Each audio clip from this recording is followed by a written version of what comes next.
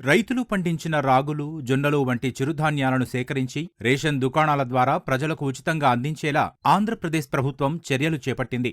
ఉచిత బియ్యం స్థానంలో వీటిని సరఫరా చేసేందుకు అధికారులు చర్యలు చేపట్టారు. వీటి సేకరణకు సంబంధించి నెల్లూరు జిల్లాలో 12 కొనుగోలు కేంద్రాలను ఏర్పాటు చేసినట్లు పౌర సరఫరాల శాఖ అధికారులు చెబుతున్నారు.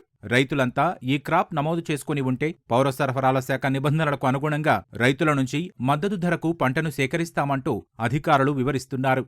ప్రభుత్వం ప్రతిష్టాత్మకంగా ఈ మిల్లెట్స్ ఏవైతే ఉన్నాయో, జొన్నలు కానివ్వండి, రాగులు కానివ్వండి, ఈ 2 రకాలైనటువంటివి రైతుల దగ్గర నుంచి కనీస మద్దతు ధరకి వాటిని కొనుగోలు చేసి మరలా వాటిని పబ్లిక్ డిస్ట్రిబ్యూషన్ అంటే రేషన్ షాపుల ద్వారా, తర్వాత ఎండియూల ద్వారా మళ్ళీ ప్రజలకే వాటిని తిరిగి ఫ్రీగా అంటే బియ్యానికి బదులుగా జొన్నల్ని, రాగుల్ని ఇవ్వాలనేటువంటి ఉద్దేశంతో మన ధాన్యం కొనుగోలు కేంద్రాల ద్వారా కనీస మద్దతు ధరకి కొనుగోలు చేయటానికి మనకి పరిమితులు రావటం జరిగింది.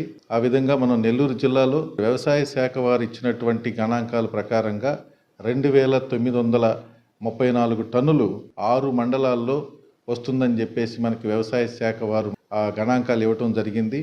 దాని ప్రకారంగా మనము 6 మండలాల్లో కూడా 12 కొనుగోలు సెంటర్లను ఏర్పాటు చేయటం జరిగింది. ఆ సెంటర్ల ద్వారా జొన్నల్ని కొనుగోలు చేసి అక్కడ దగ్గరలో ఉన్నటువంటి మండల్ లెవెల్ స్టాక్ పాయింట్లోనే మనం స్టోర్ చేసి వాటిని తిరిగి మళ్ళీ ఈ ప్రజా పంపిణీ వ్యవస్థ ద్వారా ఈ కార్డు హోల్డర్స్కి మనం అందజేయటం జరుగుతుంది. జొన్నలకి 2 రకాలైనటువంటి వెరైటీలు మనం షో చేయటం జరుగుతూ ఉంది. ఒకటి హైబ్రిడ్ వెరైటీ. ఈ హైబ్రిడ్ వెరైటీకి క్వింటల్కి మనకి 3,371 రూపాయలు కనీస మద్దతు ధరను గవర్నమెంట్ ఆఫ్ ఇండియా ప్రకటించడం జరిగింది. అదేవిధంగా మాల్దాండి అనే వెరైటీని 3,421 రూపాయి క్వింటల్కి కనీస మద్దతు ధర ప్రకటించడం జరిగింది. జొన్నలకు సంబంధించి మనకి FAQ అంటే ఫెయిర్ యావరేజ్ క్వాలిటీ నామ్స్ ఏ విధంగా ఉంటాయంటే మాయిశ్చర్ కంటెంట్ వచ్చేసి 13% ఉండాలి. ఫారిన్ మ్యాటర్ అంటే తప్ప తాలుకు సంబంధించింది 1% ఉండాలి. అదర్ ఫుడ్ గ్రెయిన్స్ ఏదైనా ఉంటే అది 2% ఉండాలి.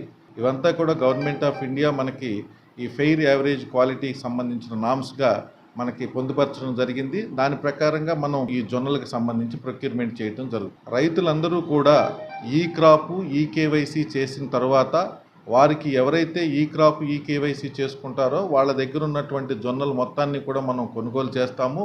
కనుక రైతులందరూ కూడా తమ యొక్క పంట ఏదైతే జొన్న పంట వేశారో అదంతా కూడా ఈ క్రాప్ KYC తప్పనిసరిగా చేయించుకోవాలి.